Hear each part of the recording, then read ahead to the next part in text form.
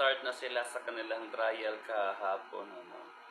So, makikita natin na yung mga allegation kay PRRD are lamang maliit na, para 78 lang yata yung tapos kukunti lang talaga siya. 'Di ba sabi nila crimes against humanity, pero maano kasi yan siya eh. Dapat marami.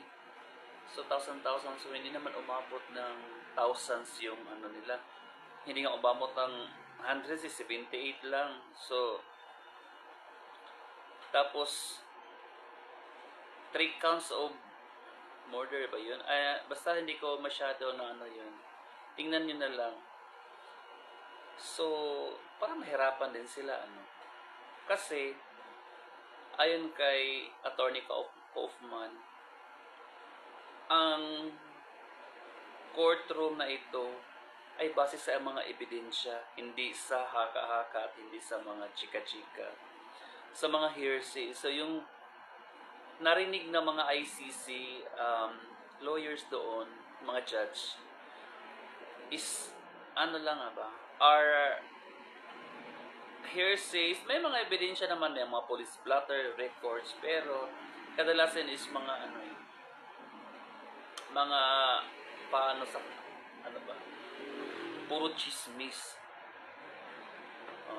Ayun, kung ako sa ICC, i-release nyo na lang si PRRD.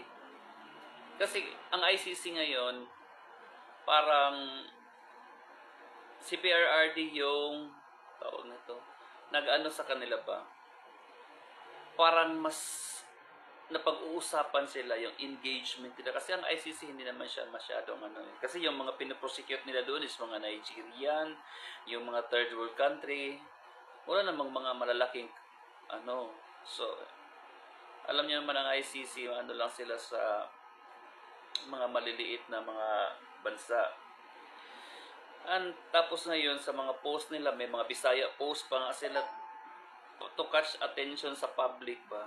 And then, kung ako sa ICC, i-release na nila kung gusto nilang i-love sila sa mga maraming DDS. Gusto nilang attention, i-release na lang nila yun si PRRD. Kasi, pag hindi nila yan in-release, magmumukha yan silang mga tanga doon. Kasi maraming mga international lawyers ang nanonood sa kanila. Hindi doon sila sa technicalities nila eh.